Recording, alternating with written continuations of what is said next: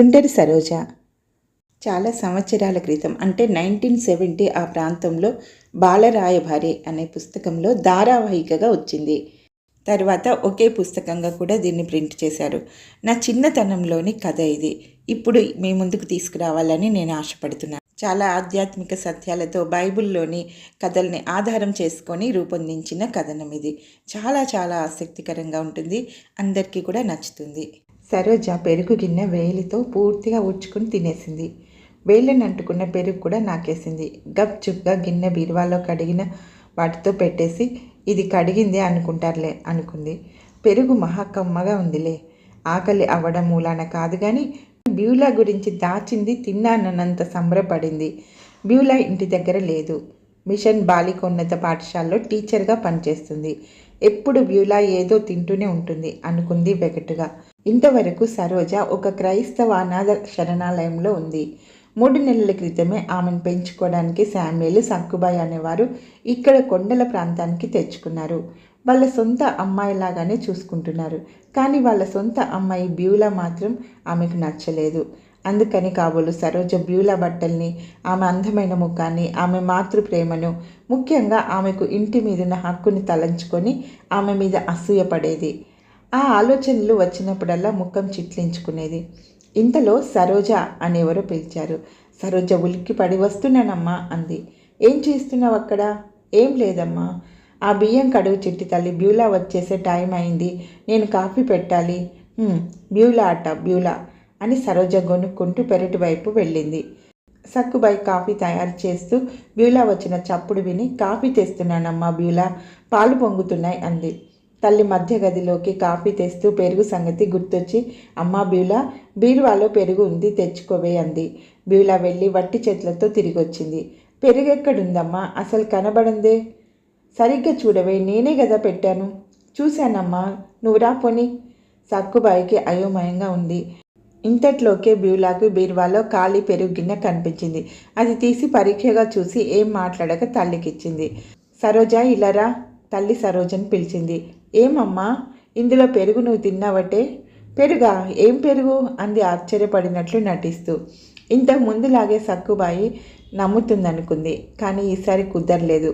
సక్కుబాయి స్వయంగా గిన్నె నిండా పెరుగు పోసి బీరువాలో పెట్టింది. ఇప్పుడు ఎలా నమ్ముతుంది అసలు పెరుగు లేదంటే? ఇలా వచ్చి ఆ గిన్నె చూడు, పెరుగేం చేశావు? బ్యూలా ప్రశ్నించింది ఖచ్చితంగా. సరోజ ఏడవడం ప్రారంభించింది. అమ్మా, నన్ను కొట్టొద్దు, ఆ పెరుగు పాడైపోయిందని బయట పారబోసానమ్మా, ఏడుస్తూనే అబద్ధమాడింది. ఎక్కడ పారబోసావు అంది బ్యూలా. అక్కడ బయట గడ్డి మీద. మళ్ళీ సరోజ ఏడుపు సాగించింది. తల్లి కూతురు పెరటిలో గడ్డి మీద, పెంట మీద చూశారు. ఎక్కడ ఉంటుంది? సరోజ కూడానే ఉండి వర్షానికి కొట్టిపోయిందనుకుంటా అంది. వర్షం అంత పెద్దగా కురవలేదుగా అంది బ్యూలా. అమ్మ, ఈ పిల్ల మాట నమ్మకు అంటూ గిన్నె వాసన చూసి వాళ్ళ తల్లికి కూడా వాసన చూపించి, చూడమ్మా, ఇదంతా వేలుతో ఊడ్చివేసినట్లుంది అంది బ్యూలా. దీనికి అంత అనుమానం అని గొనుక్కుంది సరోజ. అవును బ్యూలా, నాకు అర్థమైంది, కానీ చూద్దాం కొంతకాలం, దీనికి సరైన బుద్ధి చెప్పే టైం వస్తుందిలే అని సక్కుబాయి బ్యూలాతో అంది. సరోజ ఎప్పుడు నన్ను అడగకుండా ఏమీ బయట పారేయకు అని గద్దించింది. కొంచెం పెరుగు గురించే పెద్ద హడావుడి చేశావేంటి? కోపంగా అంది సరోజ బ్యూలాతో. తర్వాత ఒకసారి, సరోజ, కొంచెం పెరుగు గురించి పోయిందేమీ లేదు, కానీ సత్యం, నమ్మకం అనేవి లోపిస్తే ప్రమాదమే. మరి సండే స్కూల్లో పోయిన ఆదివారం ఏం వాక్యం నేర్చుకున్నావు అని ప్రశ్నించింది బ్యూలా. చూచున్న దేవుడో నీవే అని నోటితో అంది సరోజ. అయితే ఆ వాక్యం బాగా జ్ఞాపకం ఉంచుకో. నువ్వు చేసేవన్నీ మేము చూడలేం, కానీ దేవుని నేత్రాలు పగలు కనిపించని ఆకాశ నక్షత్రాలాగా ఎప్పుడూ మనల్ని చూస్తూనే ఉంటాయి. ఇప్పుడు నేను అబద్ధాల కోరినని, దొంగదాన్నని అంటున్నావా? గర్జించింది సరోజ. మాకు అనాథ శరణాలయంలో తినడానికి బోలెడంత తిండి, ఇక్కడ నీకు తినడానికి చాలక నాకు బడి ఏడుస్తున్నావు అంది. అది కాదు సరోజ, నన్ను అర్థం చేసుకో. అమ్మ ఒక అరటి పండు ఇస్తే నీకు పెట్టి నేను సగం తింటానుగా. నేను ఒక్కదాన్నే తినడం లేదు కదా. దేవుని దయ వల్ల మనకు కావలసినవన్నీ సమృద్ధిగా ఉన్నాయి. ఇక్కడ మనం తిండికి కరువు పడనక్కర్లేదు. కానీ తినే వస్తువులు పాడు చేయకూడదు, ఇతరుల వస్తువులు మనం ఆశించకూడదు. సరోజ మనసులో కొంచెం సంచలనం కలిగింది. బ్యూలా తనని కూడా తనతో సమానంగా చూస్తుందని సరోజ అనుకోలేదు. మళ్ళా క్రైస్తవ శరణాలయంలో తానున్న రోజులు, బ్యూలా తల్లిదండ్రులు తనని దత్తత చేసుకున్న రోజులు జ్ఞాపకం వచ్చాయి. శరణాలయం యజమానురాలు ఆ రోజున తనను పిలిపించింది. ఎందుకు తనను పిలిచిందా అని సరోజ అప్పుడు ఆశ్చర్యపడింది. కొంపదీసి తాను వంటగది దగ్గర నుంచి ఎత్తుకు వచ్చి తింటున్న బొప్పాయి పండు చూసిందేమో, లేక తాను గది తుడుస్తూ దాచిన వెండి గాజు విషయం తెలిసిందేమో. అబ్బే, అది ఆమెకెలా తెలుస్తుంది అని తేరుకుంది. ఆమె ఆ రోజున నవ్వుతూ తనతో మాట్లాడింది. ఎవరో తనను పెంచుకోవడానికి తీసుకువెళ్ళడానికి వచ్చారని చెప్పింది. చూడు సరోజ, వీరు సరిగ్గా 10 ఏళ్ల పిల్ల కావాలంటున్నారు. నాకు నువ్వు గుర్తుకొచ్చావు. వాళ్ళ అమ్మాయి బడికి వెళ్ళిపోతే ఇంటి దగ్గర తల్లికి కొంత సాయం చేయడానికి ఎవరైనా కావాలంట. ఈయన నిన్ను పెంచుకునే నాన్నగారు. వీరిని నాన్న, అమ్మ అని పిలవచ్చు. ఆయన విశాఖపట్నంలో మున్సిపల్ గుమస్తా. మేము ఇక్కడ చెప్పినవన్నీ నువ్వు మర్చిపోకూడదు. నువ్వు చక్కగా ఉండాలి. దేవుడు నిన్ను ప్రేమిస్తున్నాడు. నీవెక్కడికి వెళ్ళినా ఆయన నిన్ను కనిపెడుతూ ఉంటాడు అని బోధించింది మెట్రిన్. నిన్ను కనిపెడుతున్నాడు అనే మాట జ్ఞాపకం వచ్చేటప్పటికి సరోజకు గుండె గతుక్కుమంది. చూచుచున్న దేవుడో నీవే అనే మాటను మర్చిపోవడానికి ప్రయత్నించింది. ఆ రోజున శరణాలయం నుండి ఈ ఇంటికి తాను రైలు మీద కొండల మధ్యగా వచ్చిన సంగతి జ్ఞాపకం వచ్చింది. ఆ నీలి కొండలు ఎంత నిశ్చలంగా, ప్రశాంతంగా, శీతలంగా ఉన్నాయో ఈ పట్టణంలో ఉన్న రోద అక్కడ లేదు. ఆ కొండల్లో జనసంచారం లేదు. ఆ పెద్ద అడవుల్లో ఎన్నో క్రూర మృగాలుండొచ్చు అనుకుని ఒక్కసారి భయంతో వణికింది. చలిగా ఉందమ్మా అని చెప్పింది తల్లికి. పర్వాలేదు, ఇటురా, ఈ చక్కని బనీన్ వేసుకో అని దట్టంగా అల్లిన గులాబీ రంగు బనీను, ఆకుపచ్చ కాలరు, చేతులున్నది తల్లి ఇచ్చింది. ఆ కొత్త బనీను సరోజకు చాలా చక్కగా ఉంది. తనకు శరణాలయంలో కూడా ఇలాంటివి ఇవ్వలేదు. వాళ్ళు ఇచ్చే బట్టలు ఇలా కొత్తవి కావు. నీ గురించి ఆ బనీన్ను బ్యూలా అల్లిందమ్మా సరోజ అని పెంపుడు తల్లి అంది. మొదటిసారిగా బ్యూలా ఎలాగుంటుందో అని, తన్ను ప్రేమిస్తుందో లేదో అని సరోజ తనలో తాను అనుమానపడింది. అయితే తనకు బ్యూలా మంచితనం ఎప్పుడో అర్థమైంది. కానీ ఈ పని మంచిది కాదు, ఆ పని మంచిది కాదు అని ప్రతిసారి తనను ఆరా తీయడం మాత్రం సరోజకు తలకు కొట్టినట్లుగా ఉంది. పంతులమ్మ గారు కదా, అందుకని ప్రతి విషయానికి అలా ఆరా తీస్తుందేమో అనుకుంది. బ్యూలా మంచిదే, కానీ బ్యూలా మీద అసూయ బీజాలు సరోజ మనసులో నాటుకుపోయాయి. మెడ చుట్టూ కట్టుకో, చలి ఉండదు అని బ్యూలా తనకు రంగురంగుల మఫ్లర్లు ఇచ్చింది. బ్యూలాయే తనను దర్జీ దగ్గర తీసుకువెళ్ళి కొలతలు తీయించింది. తన బట్టలు కొన్ని సరోజకు సరిపోయేలా కుట్టమని అతనికి చెప్పింది. ఆ కుటుంబం తన గురించి ఎన్ని సౌకర్యాలు చేస్తున్నా సరోజ పట్టించుకోవడం లేదు. సరోజకు ఇక్కడ పని తక్కువే. అన్ని విషయాల్లో శరణాలయం కన్నా ఇక్కడ హాయిగానే ఉంది. కానీ ఖాళీగా ఉండడం వల్ల దురాలోచనలకు మాత్రం తన మెదడు నిలయమైంది. 1 వారం గడిచింది. ప్రక్కనున్న పాడేరు అనే ఊరు నుంచి కొంతమంది ఆ రోజున ఇంటికి వచ్చారు. వాళ్ళలో 2 ఆడవాళ్ళున్నారు. వాళ్ళ కూతుళ్ళు, ఒక అమ్మాయికి 15 సంవత్సరాలుంటాయి, ఇంకో అమ్మాయికి 16 ఉంటాయి. వారు వీరిని పలకరించుకున్నారు. వాళ్ళ ఊరిలో క్రైస్తవ స్నేహితుల గురించి బాగోగులు అడిగారు. ఏమిటి, చాలా కాలానికి కనిపించారు అని సక్కుబాయి వాళ్ళని అడిగింది. వారిలో పెద్ద ఆవిడ, నాకు 2 వారాల నుంచి జ్వరమమ్మ, దానికి తోడు మా అన్నగారి కూతురు పెళ్ళికి హైదరాబాద్ వెళ్ళాము అని ఆ పెళ్ళి ఎలా జరిగిందో అంతా చెప్తుంటే సక్కుబాయి ఎంతో ముచ్చటగా వింది. అంతలో లేచి, ఉండండమ్మా వస్తాను, కొంచెం కాఫీ త్రాగి వెళ్దురు కానీ, మళ్ళా మీరు చాలా దూరం వెళ్ళాలి కదా అంటూ సక్కుబాయి లోపలికి వెళ్తుంటే, ఎందుకమ్మా ఇప్పుడు కాఫీ, మీరేం శ్రమ పడకండి అని వాళ్ళు అన్నారు. ఇంతలో బజారు వెళ్ళిన సరోజ వచ్చింది. ఇంతసేపు ఉన్నావేమమ్మా, మళ్ళా నిన్ను బజారు పంపించాలి. మేరీ అమ్మ, ఆమె చెల్లెలు, 2 అమ్మాయిలు వచ్చారు. మిఠాయి కొట్టుకు పరిగెత్తి 1 అర్ధ రూపాయి కారం బూంది, 6 మైసూర్ పాకుల ముక్కలు పట్టుకురా. వాళ్ళు వెళ్ళాక మిగిలేవి నీకు పెడతాను కానీ త్వరగా వెళ్ళిరా అని సరోజన్కు సక్కుబాయి మళ్ళీ పంపించింది. సరోజ కొంచెం బాధగా తల్లి ఇచ్చిన డబ్బును తీసుకుని బజారుకి బయలుదేరింది. పోతుంటే బజారులో నుండి అలా నెమ్మదిగా ఇష్టం లేకుండా పోతుంటే ఆమెకు ఒక ఆలోచన పుట్టింది. మైసూర్ పాకం తీపి తీపిగా, బూందీ కారం కారంగా ఎంత కమ్మగా ఉంటాయి కదా అనే ఆలోచన రాగానే నోటి నిండా నీళ్లురాయి. మిఠాయి కొట్టువాడు పొట్లాలు కడుతున్నాడు. సరోజ పేర్చిన మైసూర్ పాకం ముక్కల్ని నోరూరించుకుంటూ చూస్తుంది.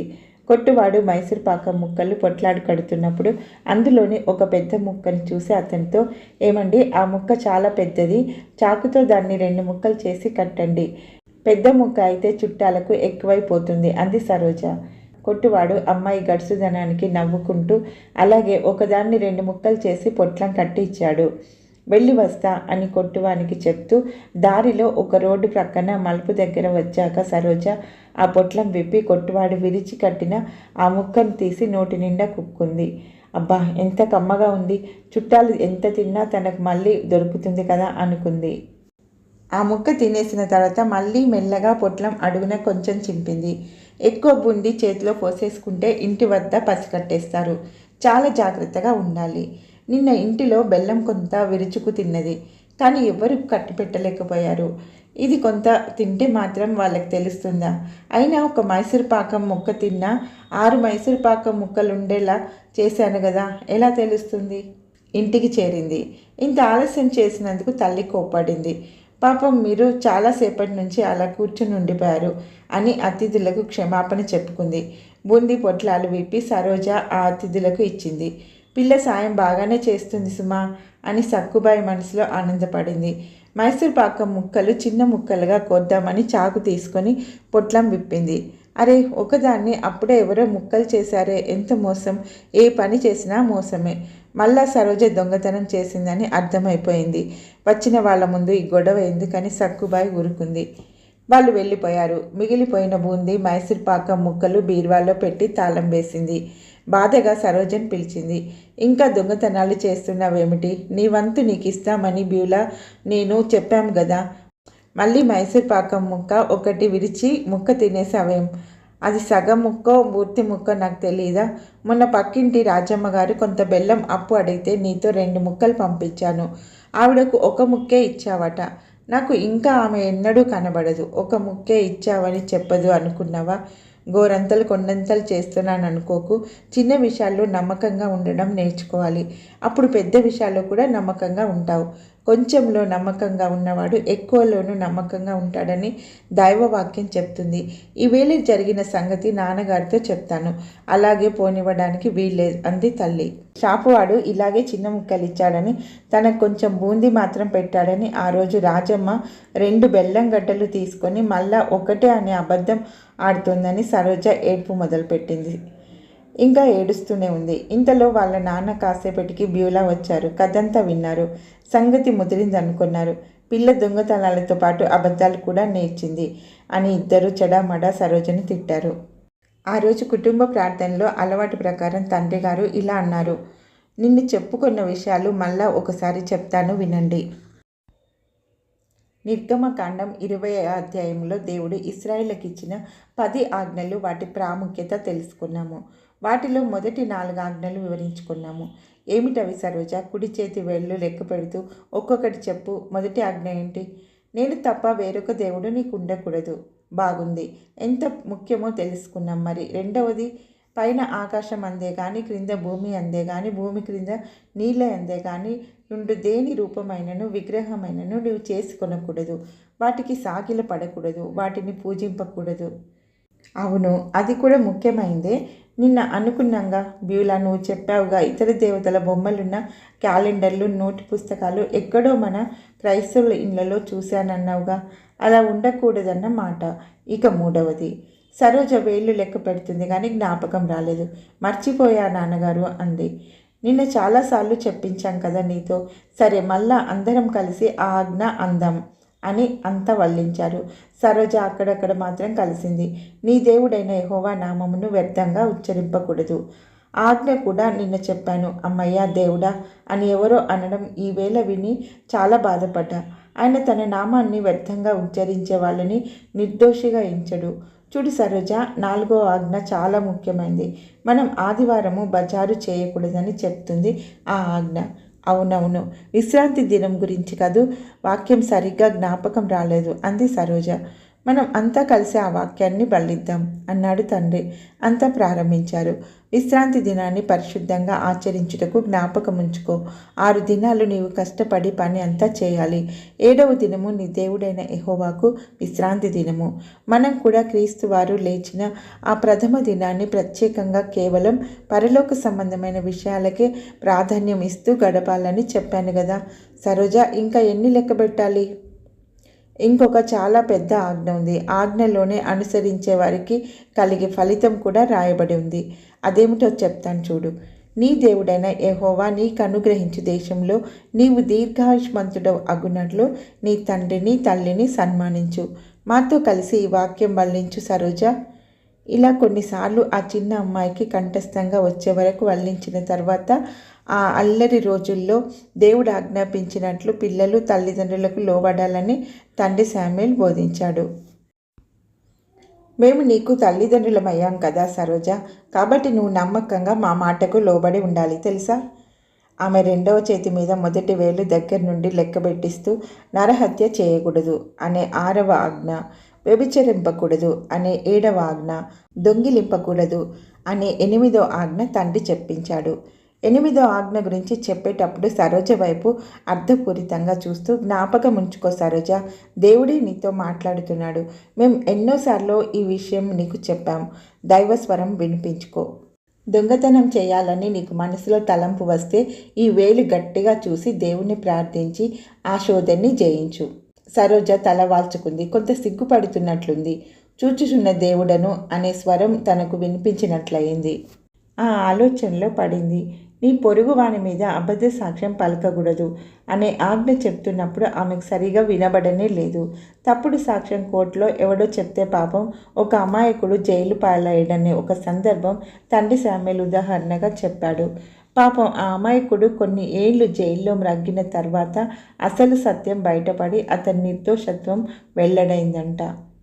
సరోజకు నిద్ర వస్తుంది కాబోలు. తన పేరు పిలిచేటప్పటికి ఉలిక్కి పడింది. నిద్ర వస్తుందా అమ్మా? ఇదే ఆఖరి ఆజ్ఞ.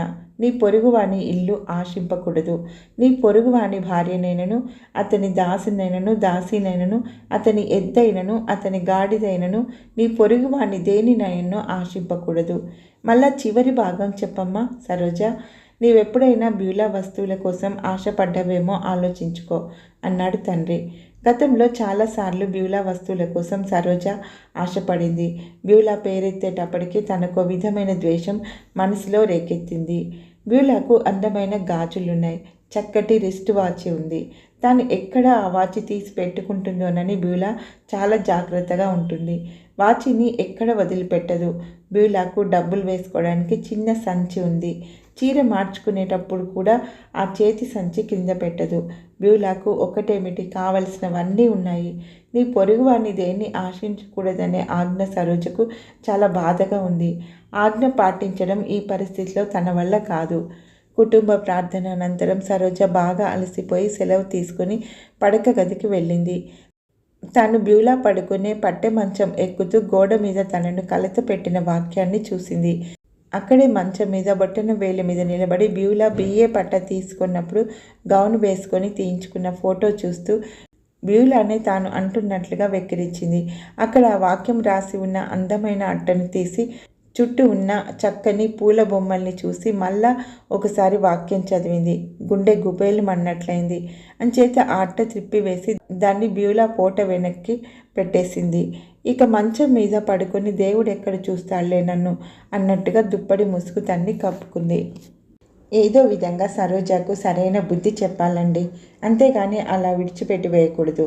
తొందరలోనే సరైన గుణపాఠం నేర్పాలి అని సక్కుబాయి కళ్ళ నీళ్లు పెట్టుకొని భర్తకు నివేదించింది. ఆయన కూడా కలవరపడ్డాడు. ఏమిటి, ఏం చేసింది ఈవేళ? ఏముందండి, ఈవేళ నా ముఖం మాడిపోయేలా చేసింది. రాజమ్మ బజారు నుంచి ఒక పావల అరటి పండ్లు తెచ్చి పెట్టమంటే తెచ్చాను. ఆమెకు సరోజుతో పంపిద్దామనుకుని ఆ పిల్లను నమ్మలేక మానివేశా. ఇందాక మనం కాఫీ తాగేటప్పుడు రాజమ్మే ఇలా వెళ్తుంటే అరటి పండ్లు ఇచ్చేస్తూ పావలా ఇస్తావా అని అడిగాను. ఇందాక తెచ్చి మీ బల్ల మీద పెట్టానంది. ఆ పావలా అక్కడ లేదు. ఇవ్వకుండా ఇచ్చానంటుందేమిటి అన్నట్లు నేను కనిపిస్తే రాజమ్మ అరటి పళ్ళు తీసుకోదేమో. చాలా అసహ్యం అనిపించింది. ఏం చేయను? సరోజ అసలు ఆ గదిలో అప్పుడుందా? ఒక్క నిమిషమే ఉంది. కాఫీ పోసిస్తా, బల్ల మీద గ్లాసులు పెట్టమన్నాను అంతే. అయితే ఇంకేముంది, ఆ పిల్లే తీసుంటుంది. డబ్బులు ఆ పిల్ల దగ్గర దొరికితే బాగా తన్నాలి. ముద్దు ముద్దుగా చెప్పాం, దైవవాక్యం బోధించాం, ఆ పిల్లతో కలిసి ప్రార్థించాం, గద్దించాం. ఇంకా మిగిలింది దండన.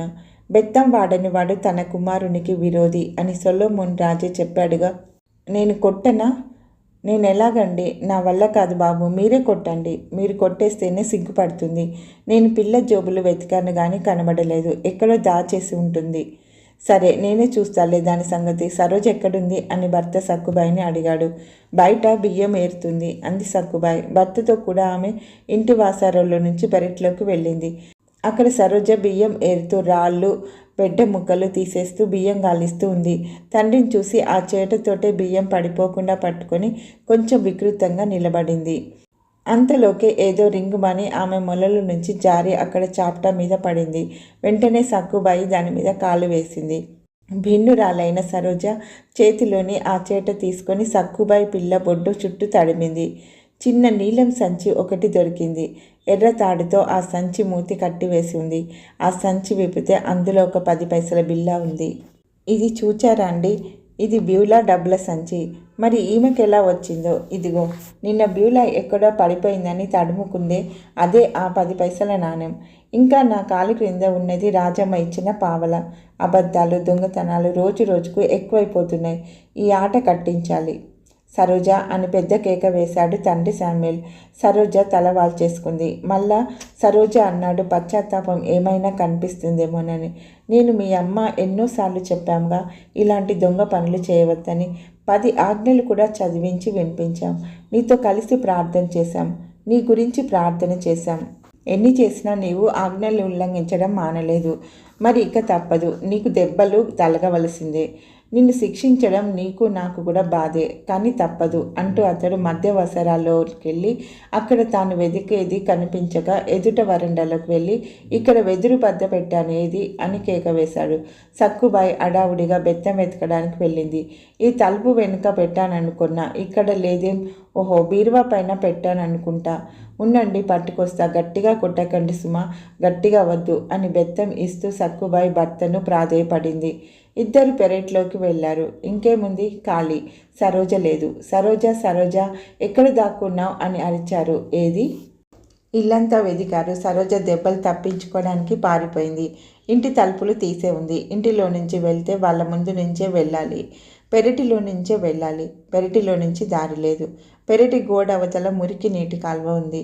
కాలువ దాటడం కష్టం. ఒకవేళ పిల్ల గోడెక్కి వెళ్ళినా, అదిగో అలా చూడు అన్నాడు శామ్యూల్. పెరడులో ఒక మూలని కాళ్ళు విరిగిపోయిన బల్ల ఒకటి పడేశారు. అది పక్కింటి వాళ్ళ చూరు దగ్గరగా గోడకు ఆనిచ్చి ఉంది. ఆ చూరు పెరట్లోకి ఉంది. బహుశా ఆ బల్ల మీద నుంచి ఇంటి ప్రక్క వాళ్ళ ఇంటి కప్పు మీదకి ఎక్కి ఆ పిల్ల వాళ్ళ పెరట్లోకి దూకేసి ఉంటుంది.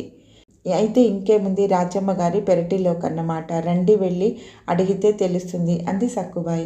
కానీ పక్కింటి వాళ్ళ ఇల్లు తాళం వేసి ఉంది. బహుశా రాజమ్మ బజారుకు వెళ్ళి ఉండొచ్చు అనుకున్నారు. లేదండి, సరోజ ఆ పెరట్లోకి దూకితే దాని నుంచి బయటికి రాలేదు. రాజమ్మ గారు వచ్చే వరకు ఆ తొడ్డిలో ఉండవలసిందే. దారేది? ఆమె ఇప్పుడు వచ్చేస్తుందిగా. శామ్యూల్ వరండా మీద కనిపెడుతూ ఒక అరగంట సేపటికి పక్కింటి వాళ్ళు కొండ దిగి వస్తున్నారని భార్యకు పిలిచి చెప్పాడు. సక్కుబాయి ఆవిడను కలుసుకోవడానికి జరిగింది చెప్పడానికి వెళ్ళింది. ఆ ఆదుర్తలో గబగబా చెప్పిందేమో అసలు రాజమ్మకు అర్థం కాలేదు. సరే, చివరకు అర్థం చేసుకుంది. సరోజ మళ్ళా ఏదో చిక్కులో పడిందని, వాళ్ళ ఇంటి వెనక దొడ్డిలో దాక్కుని ఉంటుందని అనుమానంగా ఉందని అర్థమైంది. ఎలా వెళ్తుంది వాళ్ళ పెరట్లోకి? అసంభవం అనుకుంది రాజమ్మ. ఆడవాళ్ళిద్దరు గబగబా తలుపు తాళం తీసి పెరట్లోకి వెళ్ళి పెరడంతా వెతికారు. ఇంటి వెనక గదుల్లో వరండా అంతా వెతికారు. సరోజ లేదు. మా ఇంటి వీధి నుంచి కూడా ఎక్కేసి ఉంటుందంటారా అంది రాజమ్మ మళ్ళా కథంతా విన్నాక. అక్కడ ఒక ఇనుప కుర్చీ ఉంది. వెనుకంతా త్రుప్పు పట్టించింది, కానీ కూర్చునే భాగం బాగానే ఉంది. అవును, అలాగే అయి ఉంటుంది. ఒక ఇల్లు ఎక్కింది, ఇంకొక ఇల్లు ఎక్కలేదా? రాజమ్మ గారు, ఈ వరుసలో మీదే ఆఖరిల్లు కనుక వీధిలోకి దిగిపోయి ఉంటుంది సరోజ. అయితే ఎక్కడని వెతకడం? ఏం చేయాలి? వెళ్ళొస్తానని ఆమె వద్ద సెలవు పుచ్చుకొని సక్కుబాయి ఇంటికి వెళ్ళేసరికి బాలికల హై స్కూల్ నుంచి బ్యూలా వచ్చి జరిగింది తెలుసుకుంది. వంట వరపు తను చూసుకొని బజారు వెళ్ళి సరోజను వెతకమని తల్లిదండ్రులను పంపించింది. అక్కడే దొరుకుతుందని ఆమె నమ్మకం. వాళ్ళ నాన్న సరే అన్నాడు. బజార్లోనే ఉంటుంది. చీకటి పడిపోతుందిగా. ఇంకా భయం వేసి ఒంటరిగా ఎక్కడికి వెళ్ళదు. అదీగాక ఈ కొండ ప్రాంతంలో చాలా చలికి ఆకలికి తట్టుకోలేక తప్పకుండా తిరిగి వచ్చేస్తుంది అనుకున్నాడు. కానీ ఆశ్చర్యం ఏమిటంటే సరోజ చీకటి పడిన రాత్రి అయినా చలి మిక్కుటంగా ఉన్న ఇంటికి రాలేదు. శామ్యుయల్, సక్కుబాయి, బ్యూలా కనిపెట్టి విచారంగా కొన్ని మెతుకులు తిన్నారు. ఇక్కడ సరోజ. ఈ ఇంటి కప్పు ఆ ఇంటి కప్పు క్రిందకు ఉన్న మూలన సరోజ సులభంగా ఎక్కేసింది. రెండో ఇంటి కప్పు మీద నుంచి క్రింద గడ్డి మీదకు దూకుదామనుకుంది. దూకగలదా? అంత ఎత్తు నుంచి ఇంతలో అమ్మా నాన్న తన పేరు పిలవడం వినిపించింది. శిక్ష అంటే సరోజకు మహా అయిష్టం. ఆ ఇష్టంలో భయం పోయింది. కళ్ళు మూసుకొని క్రిందకు దూకేసింది. కాలో చేయో విరుగుతాయనుకుంది. కానీ ఏమీ దెబ్బలు తగలేదు. గడ్డి మెత్తగా ఉంది. తనకి ఆశ్చర్యం వేసింది. ఎంత ఎత్తు నుంచి దూకానో. ఇప్పుడు ఏం చేయాలి? బజారుకా? అబ్బో, ముందే బజార్లో వెతుకుతారు. మరి ఎక్కడికి? ఎక్కడో ఒక చోటికి పారిపోవాలి అని నిశ్చయించుకుంది. వెంటనే ఆ నిశ్చయంతో మురికి కాలువ ప్రక్క నుంచి పరిగెత్తి ఒక చెక్క వంతెన దగ్గరకు వచ్చింది. మెల్లమెల్లగా ఆ వంతెన మీద దాటి పాత పాకలున్న ఒక సందు గుండా పెద్ద బజారు పోయే రోడ్డు చేరింది. ఆ రోడ్డు దగ్గర నుంచి పరిగెత్తి ఇక పరిగెత్తలేక ఇంకా అలసట తీరేదాకా నడిచి చీకటి పడిపోతుందని కూడా ఆలోచించకుండా మళ్ళా పరిగెత్తడం ప్రారంభించింది. ఎవరికి దొరకకూడదనేది ఆ పిల్ల ఆశ. చివరికి అలసిపోయి ఒకచోట ఆగిపోయింది. అది మన్య ప్రాంతం. ఇప్పుడు ఎక్కడికి పోవాలి? కొంతసేపు అలసట తీర్చుకొని ఆలోచించాలి. ఇప్పుడు ప్రథమంగా ఆకాశం వైపు చూసింది. సూర్యుడు అస్తమించేశాడు. పశ్చిమ దిక్కు ఎర్రటి కాంతుల్ని చీకట్లు మెల్లగా మృంగేస్తున్నాయి. నీలి కొండలు నల్లగా మారిపోతున్నాయి. ఆ రాత్రి ఏం చేయాలా అని ఆలోచించేటప్పటికే గప్పున చీకటి పడిపోయింది. ఎక్కడికైనా వెళ్తాను కానీ దెబ్బలు తినడానికి ఇంటికి తిరిగి వెళ్ళను. ఆ సంగతి జ్ఞాపకం వచ్చినప్పుడు కోపంతో గుప్పిలు బిగించింది. ఏం చేయాలో తోచక ఎటు పోవాలో అర్థం కాక దూరాన కనబడుతున్న దీపాల వైపు సరోజ పోసాగింది. తాను పరిగెత్తుకు వచ్చిన కొండ మీద ఇంకో వైపున ఉన్న గ్రామంలో ఒక వీధి చేరుకుంది. అటు ఇటు చూసింది. చిమ్మ చీకటి. ఎవరూ దారి చూపించేవారు లేరు. ఆ వీధి అంతా నిర్జీవం. రాత్రి మూలాన్న కొట్లు మూసేసి ఉన్నాయి. చలి ప్రారంభమవుతుంది కాబట్టి ఇండ్ల తలుపులు కూడా మూసేసుకున్నారు. చలికి వణిపోతూ అరే, బనీన్ వేసుకోవడం మర్చిపోయానే అనుకుంది సరోజ. కానీ తనని తాను సంజాయించుకుంది. పారిపోయేటప్పుడు బనీన్లు గురించి ఎవరు ఆలోచించరుగా. ఇప్పుడు ఎక్కడో చోట తలదాచుకోవాలి. అంతట్లోకి అక్కడ ఒక గుడిసె కనిపించింది. దాని తలుపు కొంచెం తీసి ఉంది. లోనికి తొంగి చూసింది. ఒక ముసలి అవ్వ పొయ్యి మీద కుండలో ఏదో ఉడకబెడుతూ తెడ్డుతో కలుపుతుంది.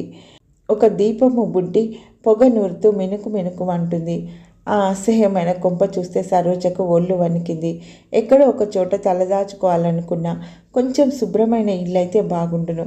ఇంకో చోటికి పోదామనుకునేటంతలో ఆ ముసలామె తలెత్తి తలుపు దగ్గర పిల్లని చూసింది.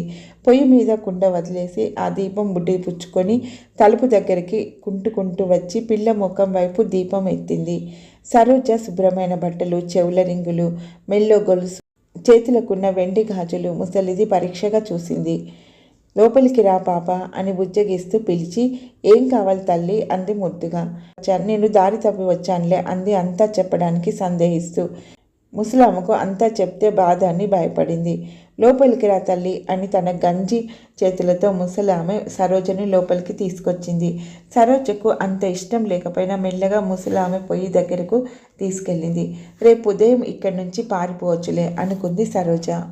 అక్కడ పాసిపోయిన అన్నం వాసన, స్నానం చేయని ముసలి ఆమె కంపు, మేక రొచ్చుకు సరోజ ముక్కు బ్రద్దలైపోతుంది. ముక్కు దిబ్బడ పట్టేసినట్లు అయిపోయింది. కానీ ఏం చేస్తుంది? ఆ రాత్రి చలి నుంచి, చీకటి భయం నుంచి, మృగాల నుండి ఆ కొండ మీద చిరుత పులులుంటాయని ఆమె తల్లిదండ్రులు అనేవారు. వీటన్నిటి నుండి తప్పించుకోవడానికి ఆశ్రయం దొరికింది. ఇంటి వెనుక నుండి మేకల అరుపులు వినిపిస్తున్నాయి. దానికే కాబోలు రొచ్చు కంపు. మేక అరిచిన వైపు చూసేటప్పటికి ఒక ముసలాడు ఆ పంచాదిలో నుండి వస్తున్నాడు. ఆ చిన్న అమ్మాయిని పొయ్యి దగ్గర చూసి విస్తుపోయాడు. ముసలిది మెల్లగా లేచి ఏదో భాషలో వాడి చెవిలో ఏదో గొనిగింది. సరోజకు అర్థం కాలేదు. మరలా సరోజ వైపు తిరిగి, నీ పేరేంటి బాబా అని అడిగింది. సరోజ బుర్ర మంచి తెలివిగా ఆలోచించింది. దీనికి అసలు పేరు చెప్పకూడదు అని నిశ్చయించుకుంది. నా పేరు లలిత అంది. ఏదో నోటికొచ్చిన పేరు అనేసింది. బాగా ఆకలిగా ఉందేమో, నాకు కొంచెం భోజనం పెడతావా అని అడిగింది ముసలమ్మను. డబ్బు ఏమైనా తెచ్చావా మరి అని అడిగాడు ముసలోడు. లేదు కానీ అని సరోజ అనేసరికి, పర్వాలేదులే, భోజనం పెడితే ఒక చెవి రింగు ఇస్తుందిలే లలితమ్మ. రా అమ్మ భోజనం తిందు గాని అంది ముసలావిడ. అమ్మ బాబాయ్, నా బంగారం రింగు ఇచ్చేయడమే అనుకుంది సరోజ. కానీ తాను అక్కడ వ్యతిరేకించే లాభం లేదని గ్రహించింది. చేసేదేమీ లేక ఎడమ చేతి రింగు తీసి ఆ ముసలావిడ మురికి చేతుల్లో పెట్టింది. ముసలామె ఎంతో ఆప్యాయంగా ఆతురంగా దాన్ని అందుకొని తన మురికి కోక బొడ్డున ఉన్న ఒక గుడ్డ సంచిలో ఆ రింగును దాచుకుంది. 2-3 ముద్దలు అన్నం తినేసరికి సరోజకు వాంతి రాబోయింది. గుడిసెలో చుట్టూ చూస్తుంటే ఆకలి చచ్చిపోయింది. ముసలోడు మాత్రం గబగబా మెక్కేశాడు. ముసల్ది ఉల్లిపాయ నంచుకొని గంజిలో మెతుకులు దేవుకుంటూ తిని ఆఖరణ గంజి గటగట తాగేసింది. ముసలామె చిక్కిపోయిన ఒక చాప తెచ్చి దాని మీద 2-3 చింపిరి గుడ్డలు పరిచి పండుకో అని సరోజకు చెప్పింది. ఆ మురికి పడక చూసి ఈ ముసలి దాని దగ్గర పడుకోవడమా అని సరోజకు కోపం వచ్చింది. ఇక తప్పదుగా ముసలామె ప్రక్కన ముసలామె తగలకుండా కొంత దూరంగా ఒదిగి పడుకుంది. సరోజ బాగా అలసిపోయిందేమో, నిద్ర కూడా పట్టేసింది. ఏదో వింత అరుపులు కేకలు వినబడ్డాయి. తెల్లవారుతుంది. సరోజకు మెలకువ వచ్చింది. కొంచెం కళ్ళు తెరిచి ఇదేమిటి ఇక్కడున్నాను అని ఆశ్చర్యంగా పరిసరాలు పరీక్షించింది. తను ఎక్కడుంది, ఏం జరిగింది, అమ్మ అని కేక వేసింది. అమ్మేది? అప్పుడు సరోజకు తను ఎక్కడుందో గుర్తొచ్చింది. ముసలాళ్ళు లేచి వెళ్ళి పొయ్యి మీద కాఫీ డెక్ష ఉంది. పొయ్యి మండుతుంది. మేకలు మేమే అంటున్నాయి. సరోజ చెరిగిపోయిన తన తల వెంట్రుకలు సరి చేసుకుంటూ చెవులు తడుముకుంది. ఇంకేముంది, 2 చెవులు బోడివైపోయినాయి. రాత్రి నిద్రలో 2వ చెవిరింగు కూడా మాయమైంది. గాజులు లేవు. కేకలు వేస్తే ఏం తంట వస్తుందని భయపడి ఊరుకుంది. తాను దిగులుగా కూర్చుంది. ఇక ముసలాడు ముసల్ది ప్రశ్నలు వేయడం ప్రారంభించాడు. నువ్వు ఎవరమ్మాయివి అని ముసలామె అడిగింది. మీ ఇల్లెక్కడా? ఆ పిల్ల పారిపోయి వచ్చి ఉంటుందని ఆ ముసలాడు ఎప్పుడో పసిగట్టేశాడు. మీ నాన్న ఏం చేస్తారు? మీ ఇల్లు పెంకుటిల్లా, మేడనా? మీ నాన్న బాగా డబ్బున్నవాడేనా? ఇలా ప్రశ్నల వర్షం కురిపించాడు. ఏమిటమ్మాయి, మీ నాన్నకేం పని? జీతం ఎంత చెప్పమంటే చెప్పవేం అన్నది ఆ ముసలావిడ కొంచెం కటువుగా. పాపం సరోజకు మతిపోయింది. ఇప్పుడు నిజం చెప్పాలా, అబద్ధం చెప్పాలా? సందిగ్ధంలో పడింది. అబద్ధికులకు పరలోకంలో స్థానం లేదని తన పెంపుడు తల్లిదండ్రులు బోధించారు. ఈ దురాశపరులు తన ఇల్లు కనుక్కోకుండా ఇప్పుడు అబద్ధం ఆడాలి. కానీ ఒక అబద్ధం ఆడాలంటే దాని తర్వాత మరికొన్ని అబద్ధాలు ఆడడానికి సిద్ధపడి ఉండాలి. ఆ అబద్ధాలు ఒకదానికొకటి అతకాలి. ఇది సాధ్యమా? అబద్ధంలాడడానికి చాలా నేర్పు, తెలివితేటలు ఉండాలి. సరోజ ఎలాగోలాగా కల్పించి అసలు ఇల్లు చెప్పకుండా తప్పించుకుంది. మా నాన్న వ్యాపారం చేస్తాడు. నెలకు 200 సంపాదిస్తాడు. మా వీధి పేరు నాకు తెలియదు. మా నాన్న అసలు నన్ను బయటకు వెళ్ళనివ్వడు. నాకెలా తెలుస్తుంది? నాకు సరిగా భోజనం పెట్టాడు. అస్తమానం కొడతాడు, తిడతాడు. అందుకే నిన్న భయపడి పారిపోయి వచ్చాను. ఎక్కడికి వెళ్ళాలో తెలియక మీ ఇంటి వైపు దీపం కనిపిస్తుంటే ఇలా పరిగెత్తుకు వచ్చాను అంది సరోజ. ముసలి దంపతులకు ఈ కథ నచ్చలేదు. కోపం వచ్చింది. బాగా బాధారు. కానీ సరోజ మాత్రం తండ్రి పేరు, అడ్రస్ చెప్పలేదు. ముసలామె సరోజను ఒక త్రోపు తోసింది. సరోజ ఏడుస్తూ నేల మీద పడింది. నువ్వు ఇక్కడుండాలంటే నీకు కూడెవడు పెడతాడు? నువ్వు పని చేయవలసిందే అని ముసలావిడ బొక్కి దవడలతో గర్జించింది. ముసలాడు కూడా అదే మాట అన్నాడు. ఆ కొండ మీదకు వాళ్ళ 2 మేకలు తోలుకెళ్ళి కాయాలి. వాటిని రోజంతా మేపి సాయంత్రం ప్రొద్దుగుంకేటప్పుడు ఇంటికి జాగ్రత్తగా తోలుకురావాలి. సరోజ ఎక్కడికి పారిపోకుండా అవేళ అంత ముసలోడు కనిపెడుతున్నాడు. అప్పుడప్పుడు తాను కొండ మీదకు మేకల పాలు పితకడానికి వస్తాడట. అప్పుడు సరోజ సరిగా మేకలు కాస్తుందో లేదో ముసలాడు చూస్తాడు. మేకల్ని ఒక చోట వదిలేసి ఇంకెక్కడో కూర్చున్నట్లు కనబడిందో చావ కొడతా అన్నాడు. సరోజ తాను ఖైదీలో పడ్డానని గ్రహించుకుంది. తప్పించుకొని పోవాలన్న ఆ ముసలోడు కానీ వాడి తాలూకు వాడు కానీ ఎవడో ఒకడు కొండ మీద అమ్మాయిని కనిపెడుతూనే ఉన్నారు. సరోజ పారిపోవడానికి ఆలోచిస్తూనే ఉంది. కానీ ముసలోడు హెచ్చరించాడుగా. సరోజకు అసలు భయం ఏమిటంటే పోలీసులు తన గురించి వెతుకుతున్నారేమోనని. పోలీసు అతన్ని చూస్తేనే తనకెప్పుడో ఎందుకో భయం. బహుశా ఆ చిన్న వయసులోనే ఎప్పుడో మరుపురాని సంఘటన ఒకటి పోలీసులతో సంభవించి ఉంటుంది. పోలీసు అతన్ని కాకి దుస్తులంటే తనకెక్కడ లేని వెగటు. ఈ పాటికి తన పెంపుడు తల్లిదండ్రులు తను కనబడడం లేదని పోలీసులకు రిపోర్ట్ ఇచ్చే ఉంటారు. సరోజ అలాగే మేకలని చూసుకోవడమే కాకుండా ఎవరైనా తన్ను గురించి వస్తారేమో అని చూసుకుంటూ ఉంది. పారిపోవడానికి ప్రయత్నిస్తే కొండదేవత గుడిలో ఉన్న పూజారికి అప్పగిస్తుందని ముసలావిడ సరోజను బెదిరిపెట్టింది. ఆ పూజారి సరోజను ముక్కలు ముక్కలుగా నరికి కొండ దేవతకు బలి ఇస్తాడని భయపెట్టింది. సరోజ నిజమేనని నమ్మేసింది. కానీ ముసలావిడ అబద్ధం ఆడుతుందని అనుకోలేదు. ఆ మాటలకు నిలువున వణికిపోయింది. అయితే ఇంటికి వెళ్ళడం లాభం లేదన్న మాట అనుకుంది సరోజ. ఏం చేయాలో అర్థం కాని పరిస్థితిలో పడిపోయింది. తన ఇల్లు జ్ఞాపకం వచ్చి కంటిలో నీళ్లు గిరిన తిరిగాయి. జాకెట్ అంచుతో కళ్ళు తుడుచుకుంది. మళ్ళా గర్వం, అభిమానం తన హృదయంలో పుట్టుకొచ్చాయి. మనసు రాయి చేసుకుంది. నన్ను వాళ్ళెందుకు వెతకాలి, నేనెందుకు బాధల పాలవ్వాలి అనుకుంది కర్కశంగా. అన్నద శరణాలయంలో తనొక్కతే దొంగ కాదుగా. విజయ ఎన్నోసార్లు పెరుగు వెన్న ఎత్తుకుపోయేది. దాన్నెవరు పట్టుకున్నారు? నేను కొంత బెల్లం పెరుగు తీసుకుంటే నన్ను దొంగ అని గోల చేశారు వీళ్ళు. నన్ను అసలు వాళ్ళెందుకు కనిపెట్టాలి? వాళ్ళదే తప్పు. ఏమైనా సరే ఇంటికి వెళ్ళను. మళ్ళీ నాన్న నన్ను కొడతాడు అని సరోజ ఆలోచించుకుంది. అప్పుడు ముసలావిడ తనను చావచితక కొట్టిన సంగతి కూడా గుర్తుకొచ్చింది. కానీ మళ్ళా తిరిగి ఇంటికి వెళ్ళడం నీకు నామోషి సుమా అని దురాత్మ ప్రబోధించింది. ఇంకేదో విధంగా ఆ చిక్కు వదిలించుకోవాలనుకుంది. నిరాశతో మ్రగ్గిపోతుంది సరోజ. మార్గాంతరం కనిపించడం లేదు. మేకలు మాత్రం కొండ మీద అక్కడక్కడ తిరుగుతూ ఆ ఆకు ఈ ఆకు కొరుకుతూ తిరుగుతున్నాయి. చిరత పుల్ల కొండ మీద అటు సూర్యుడు అస్తమిస్తున్నాడు, ఇటు ముసలాడు తయారయ్యాడు. పొగాకు ఏదో నమ్ములుకుంటూ గడ్డి మీద ఊస్తూ హుషారుగానే వస్తున్నాడు. సరోజను దగ్గరకు రమ్మని చేయి ఊపుతూ మేకలను పిలవడం ప్రారంభించాడు. ఆమె అతని వెనుక నెమ్మదిగా వస్తూ ఉండగా ఆమె హృదయాన్ని బీభత్సం చేసే భయంకరమైన మాటలు చెప్పాడు. ఈవేళ నా స్నేహితుడొకడు నీ గురించి వస్తున్నాడు. నాకు 20 రూపాయలు ఇస్తానన్నాడు. ఇంకా ఎక్కువ ఇస్తాడేమో కూడాను. ముసలోడు కానీ 20 రూపాయలు మంచి బేరమేగా. సరోజ మౌనంగా విన్నది. ఏమవుతుందో తన బ్రతుకిక. ఆ రాత్రి ముందటి రాత్రి కంటే బాధకరమైంది. భోజనం, నీళ్లు చప్పగా ఉన్నాయి. మంచినీళ్ళు అడిగితే చిలుము పట్టిన ఇత్తడి గ్లాస్ ఒకటి ఆమె ముఖాన్ని పారేశారు. తన పెంపుడు తల్లి శుభ్రమైన నీళ్ళే త్రాగాలని చెప్పేది. పైపుల నుంచి వచ్చిన నీరు శుభ్రమైన పాత్రలో పట్టుకొని అవే త్రాగాలి అనేది. ఇప్పుడు అశుభ్రమైన గ్లాసు చూస్తే తనకు డోకొస్తుంది.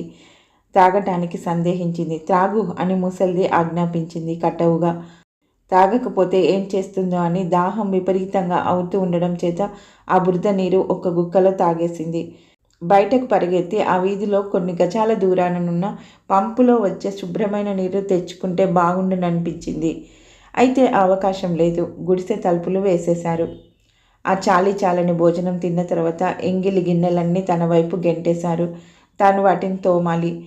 పిడిస కట్టుకుపోయిన మురికి గిన్నెలను మట్టితో సరోజ తోముతూ ఉంటే మేకలున్న పంచలో నుంచి ఏదో గబ్బు వాసన వస్తుంది. తన ముక్కులో ప్రవేశించింది. ఇంకేమిటి, కళ్ళు వాసన. కుండలన్నీ కడిగి ఇంటిలోకి తీసుకువెళ్తుంటే సీసా ఎత్తి పట్టుకుని గటగట ఆనందంగా కళ్ళు త్రాగుతున్న ముసలాడు కనిపించాడు.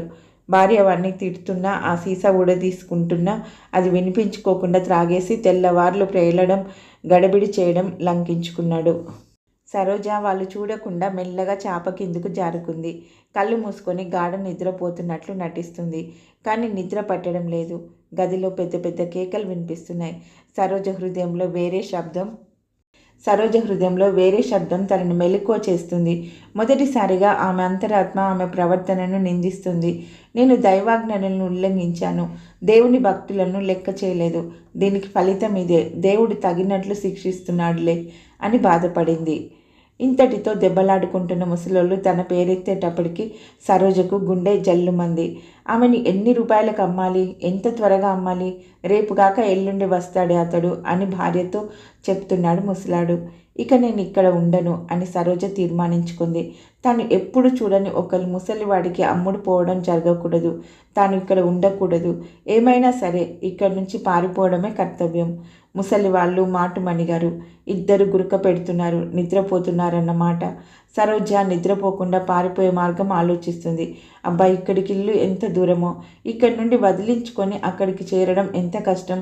ఇంటి వద్ద పడక ఎంత శుభ్రంగా హాయిగా ఉంటుంది. సరోజకు తాను సండే స్కూల్లో ఇంటి వద్ద నేర్చుకున్న ఒక కథ మనసుకు వచ్చింది. దూరదేశంలో తప్పిపోయిన కుమారుడి పరిస్థితి అయింది నా సంగతి. నేను చాలా దూరదేశంలో ఉన్నాను. అతడు పందులు మేపాడు, నేను మేకల్ని కాస్తున్నా. శరణాలయం గోడ మీద బోధకుడు కథను మ్యాజిక్ లాంతర్తో చూపించిన తప్పిపోయిన కుమారుడు ఎంత అసహ్యంగా ఉన్నాడో. తప్పిపోయిన వాడు చివరికి ఏమనుకున్నాడు? ఏదో అనుకున్నాడు. గుర్తులేదు. ఇలా అనుకుంటూ తన చిన్న మనసు అలసిపోయింది. సరోజ నిద్రపోయింది. కళ్ళు మూసుకుందో లేదో ముసలిది వచ్చి కోపంగా, లే సోమరిపోతా అని ఆమె భుజం పట్టుకుని గట్టిగా జాడించింది. తినడం నిద్రపోవడమే, ఇంకేం పని లేదనుకున్నావా? లేచి పొయ్యి అంటించు, కాఫీ పెట్టు అని ముసలిది కరిచినట్లుగా అరిచింది. సరోజ అలాగే నిద్ర కళతో లేచి చేతులతో తల వెనక్కి దువ్వుకుంది. ఆ ఇంటిలో ఒక దువ్వెన కూడా లేదు. ఆమె పొడవైన జడ చక్కని నూనెతో నిగనిగలాడుతుండేది. ఇప్పుడు బూడిద కొట్టుకుపోయి చిక్కులు పడిపోయింది. ముసలిది ఏం చెప్పింది? లే అని చెప్పింది కదూ. ఆ మాట గురించే ఆమె కనిపెడుతుంది. తప్పిపోయిన కుమారుని కథలో నేను లేచి వెళతానని అతడు అనుకున్నాడు. ఆ తర్వాత సరోజకు తటాలను గుర్తుకొచ్చింది పూర్తి వాక్యం. నేను లేచి నా తండ్రి వద్దకు వెళ్తా. ఆమె ఇప్పుడు ఒక దృఢ నిశ్చయానికి వచ్చింది. ఇదే దేవుని దగ్గర నుండి తన హృదయంలోకి వచ్చిన సందేశమని ఆమె నిశ్చయించుకుంది. ఇక ఆ విధంగా తాను చేయవలసిందే. ఆ చేసేది ఈవేళనే చేయాలి. పొయ్యిలో చితుకులు పెడుతూ ఆమె కర్తవ్యం ఆలోచిస్తూ ఉంది. ముసలిదేదో కేకలు వేస్తున్నా వినకుండా సరోజ పుల్లలు మండేదాకా పొయ్యి ఊది ఊది మంట పెట్టింది. ముసలి వాళ్లకు బాగా తీపిగా ఉండేలా బెల్లాలు వేసి కలుపుతూ కాఫీ పొంగిస్తుంది. ఇంటికి వెళ్తే ఏం చెప్పాలా అని ఆలోచిస్తుంది. తన ఇల్లు జ్ఞాపకం వచ్చేసరికి ఆ మురికి కొంప పీడ విరగడవుతుందని చిరునవ్వులు నవ్వుకుంది. ఏమిటి నవ్వుతున్నావు అంది ముసలిది కోపంగా. ఏం లేదు మామ, కాఫీ తాగు, తాత తన వంతు తాగేశాడు అంది ముసలిదాన్ని సంధాయిస్తూ. ఆ రోజు చాలా ఎండగా ఉక్కగా ఉంది. వీధిలో రోడ్డు మీద బళ్ళు వెళ్తుంటే దుమ్ము ఊరికే లేచిపోతుంది. ఒక మూసిని చెట్టు నీడన కొంత నీడుంటే అక్కడ చతికిలబడింది సరోజ.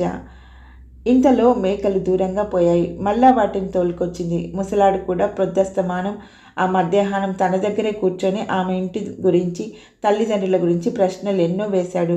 చివరికి నేను బజారు వెళ్ళాలి, జాగ్రత్తగా మేపుతా ఉండు, మళ్ళా చల్లబడ్డాక పెద్దల కాడే తోలుకురా, లేకపోతే దెబ్బలు తింటావు సుమా అని ముసలుడు లేచేటప్పటికి అమ్మయ్య బ్రతకాన్రా అనుకుంది సరోజ. ఇలాగైతే అవకాశం వచ్చింది. అతడు కొండ దిగి బజార్లో కంట వెళ్ళేదాకా ఎలాగో బాధపడి కనిపెట్టింది. ఇంకా తనను చూడట్లే అని నిశ్చయించుకున్నాక పశువులు కాచేవాళ్ళు ఎవరైనా ఉన్నారేమోనని పశువుల వైపు చూస్తూ నెమ్మదిగా నిదానంగా నడవడం ప్రారంభించింది. ఎవరూ కనబడడం లేదు. బాగానే ఉంది. కొండకు అటువైపున ఉన్న పొదల వైపు వెళ్ళింది. అక్కడి నుండి కొండకు దిగువగా పరిగెత్తుతూ ఆ రాళ్ల గుడి వెనక్కి చేరుకుని అక్కడి నుండి రాళ్ల గుట్టల మధ్య నుండి మోడర్న్ వెల్కమ్ హోటల్ వైపుకు దారి ఉందని కనుగొంది. అలా వెళ్తే 2 మైళ్ళు ఎక్కువగా పోవాలి, కానీ అటు వెళ్తేనే బజారుకి వెళ్ళే రోడ్డు తగలకుండా ఉంటుంది. పాపం తప్పిపోయిన అమ్మాయికి విశ్వాసఘాతకుల మార్గం కష్టం అన్న సంగతి అర్థమవుతుంది. బైబిల్లో కథ కంటే తన సంగతి నిజంగా తేడాయే అనుకుంది.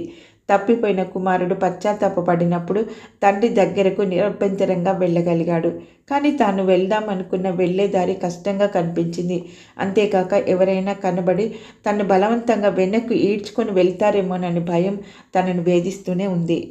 క్రొత్తగా రంగులు వేశారేమో. ఎండకు కొండ గుడి మీద ఎరుపు రంగు స్పష్టంగా కనిపిస్తుంది.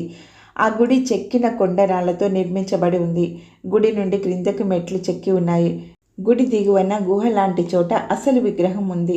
దాని ముందు ఒక పెద్ద స్తంభం ఉంది. ఆ స్తంభం మీద త్రిశూలం ఉంది.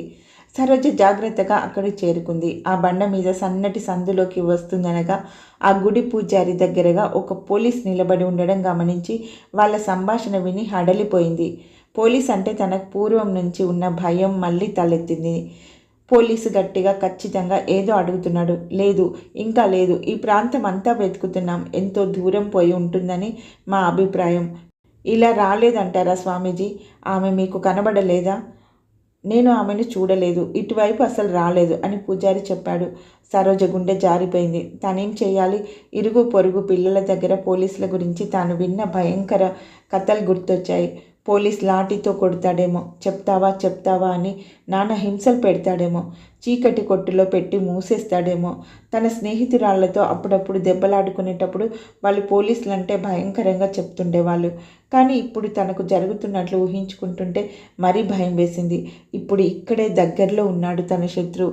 అతని చేతుల్లో పడకుండా ఏదో విధంగా తప్పించుకోవాలి.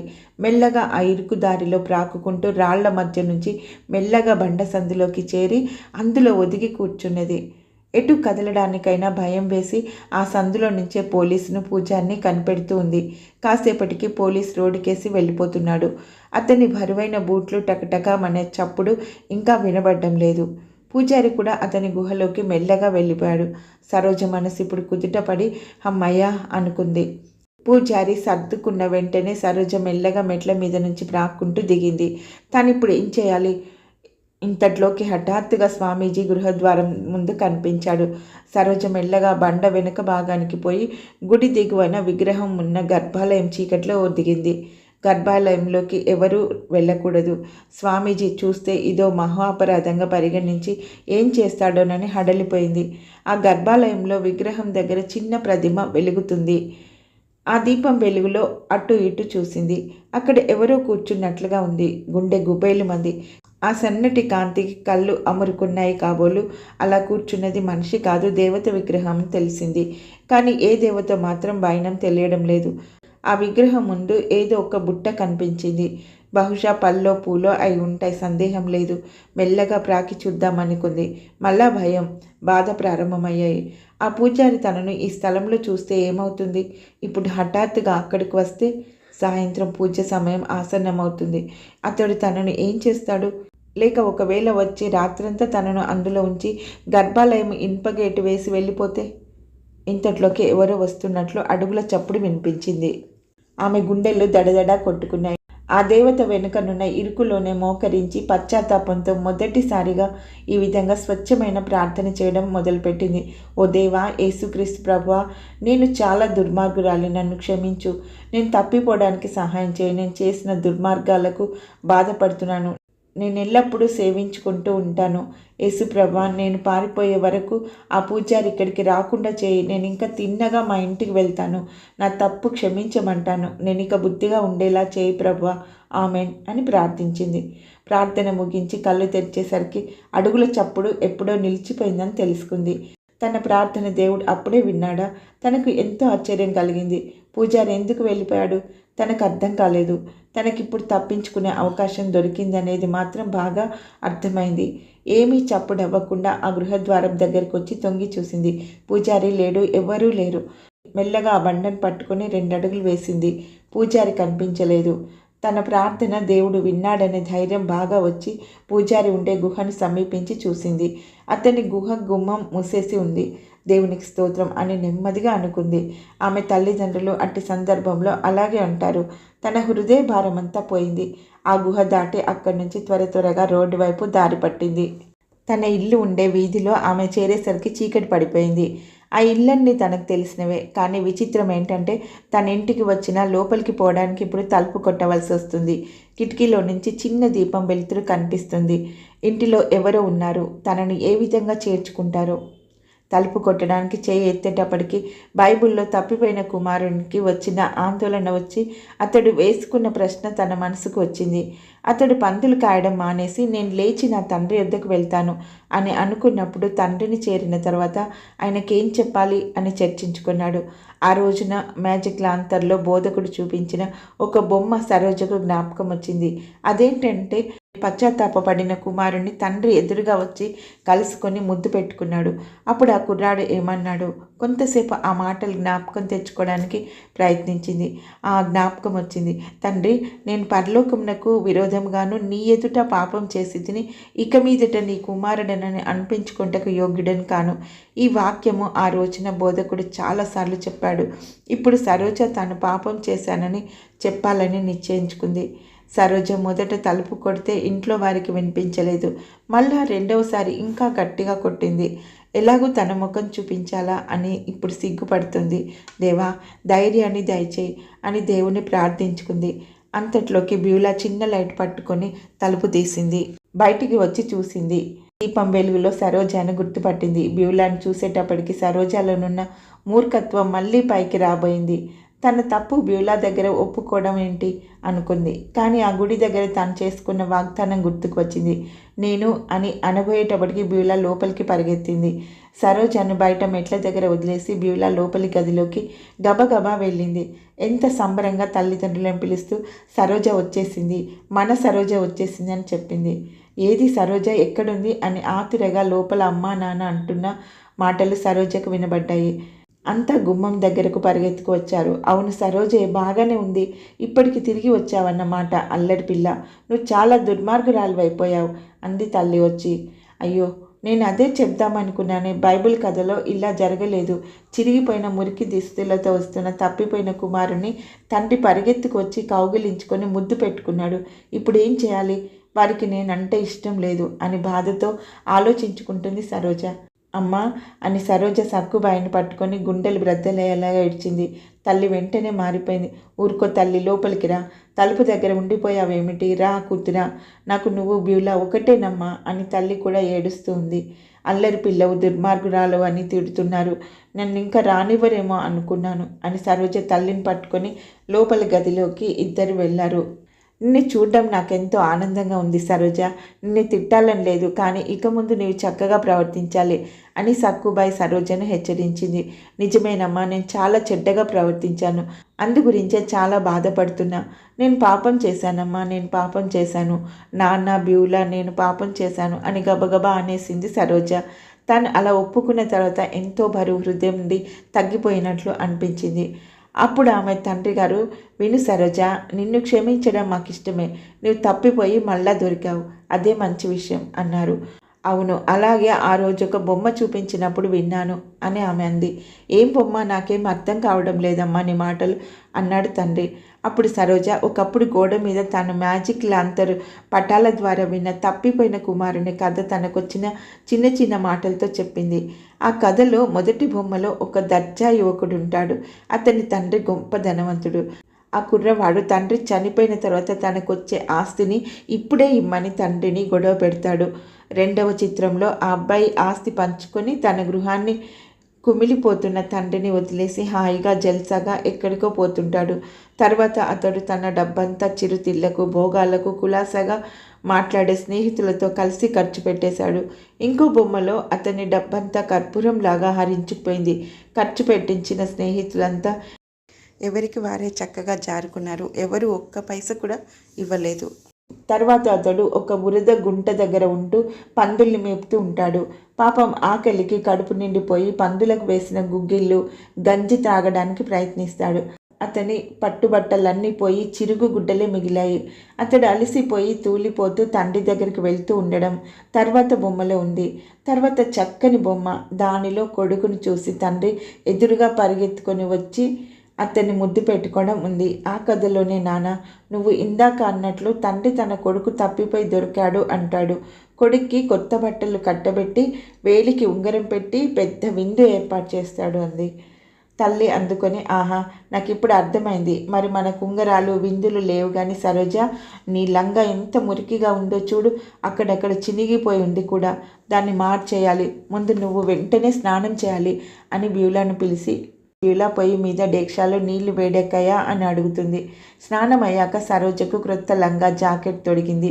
సరోజకు కొండంత ఆనందమైంది. సరోజ పుట్టుక రోజుకని సక్కుబాయి ఆ జత కుట్టించింది. సరోజ వంటి మీద ఉన్న గౌన్ మేకల్ని కాసినప్పుడు ముళ్ళ తుప్పలకు పట్టుకొని చినిగిపోయి నల్లగా తోలులాగా మారిపోయింది. ఇప్పుడు ఆ క్రొత్త జత సరోజకు లభించింది. అమ్మ, ఈ లంగా మీద ఉన్న పువ్వులు చక్కని పూల తోటలో పువ్వుల్లా ఉన్నాయి అని సరోజ లంగాను, జాకెట్ను చూసుకొని మురిసిపోయింది. ఎవరూ అడగకుండానే సరోజ జరిగిందంతా చెప్పింది. కథ అంతా వినేటప్పటికీ తండ్రికి ముసలి వాళ్ళ మీద చాలా కోపం వచ్చింది. సరోజ, అన్ని వివరంగా చెప్పు. నువ్వు చెప్పిన ఆ మురికి గుడిసెలో ఆ ముసలాడు ముసలిది కాక ఇంకెవరైనా ఉన్నారా అని ఆయన అడిగాడు. ఎవరూ లేరు నాన్న, కానీ ఆ ముసలాడు నన్ను ఎవరికో అమ్మేస్తానన్నాడు. అందుకే నేను పారిపోయి వచ్చేసాను.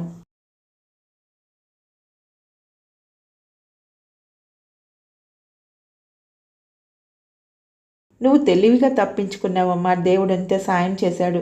నీకు హాని ఏమి జరగలేదు. నువ్వు కూడా బుద్ధి నేర్చుకున్నావు కదమ్మా. తన తండ్రి అనుకున్నట్లుగా తనకు హాని ఏమి జరగలేదు. కానీ ఆ మురికి ఇంట్లో ఉండటం వల్ల తాను ఊహించలేని గొప్ప కష్టాలు ఎదురయ్యాయి. సరోజకు ఈవేళ బాగోలేదు, గొంతుగా నొప్పి. ఈవేళ పండుకొనే ఉండమన్నాను, రేపటికి బాగానే ఉండొచ్చు అని సక్కుబాయి ఇంట్లో వాళ్ళతో చెప్తుంది. కానీ సరోజ తర్వాత రోజు కూడా బాగుపడలేదు. కొన్ని రోజులు జబ్బు పడిపోయింది. డాక్టర్ను రప్పించడం, ఆయన సరోజను ఆసుపత్రిలో చేర్పించమనడం కూడా జరిగింది. టైఫాయిడ్ అనుకుంటున్నాను, అయినా భయపడకండి. ఈ రోజుల్లో టైఫాయిడ్ త్వరగా తగ్గిపోయే మందులున్నాయి. ఆసుపత్రిలో అయితే అన్ని సదుపాయాలు ఉంటాయి, కొద్ది రోజుల్లో బాగుపడిపోతుందిలే, ఏం పర్వాలేదు అన్న డాక్టర్. ఆసుపత్రిలో చేర్పించాలంటే సక్కుబాయి ఏడ్చింది. ఇంటి దగ్గర మనం అన్ని సదుపాయాలు చేస్తున్నా ఆసుపత్రిలో చేర్చడం అంటున్నారంటే జబ్బు సీరియస్ అయి ఉంటుంది అనుకుంది. కానీ డాక్టర్ ఒప్పుకోలేదు. సరోజను ఆసుపత్రిలో చేర్చవలసిందే. ఈ 2-3 వారాల్లో ఎప్పుడైనా టైఫాయిడ్ వచ్చిన వాళ్ళ దగ్గర ఈ అమ్మాయి ఉందా అని డాక్టర్ ప్రశ్నించాడు. 3 వారాల క్రితం ఆ ముసలాళ్ళ మురికి కొంపలో ఉంది కదా, అక్కడ దరిద్రపు తిండి, పాడు నీరు ఆ చిట్టి తల్లికి ఈ రోగం తెచ్చిపెట్టాయి అని బాధపడింది సక్కుబాయ్. డాక్టర్ అనుకున్నదే నిజమైంది. ఆసుపత్రి వద్ద అన్ని పరీక్షలు చేసిన తర్వాత టైఫాయిడ్ అని నిర్ధారణ అయింది. పాపం ఆ చిన్న అమ్మాయి చాలా జబ్బు పడిపోయింది. తల్లి నిరంతరం మంచం దగ్గర కాచుకొని ఉంది. వీలైనప్పుడల్లా తండ్రి కూడా వస్తుండేవాడు.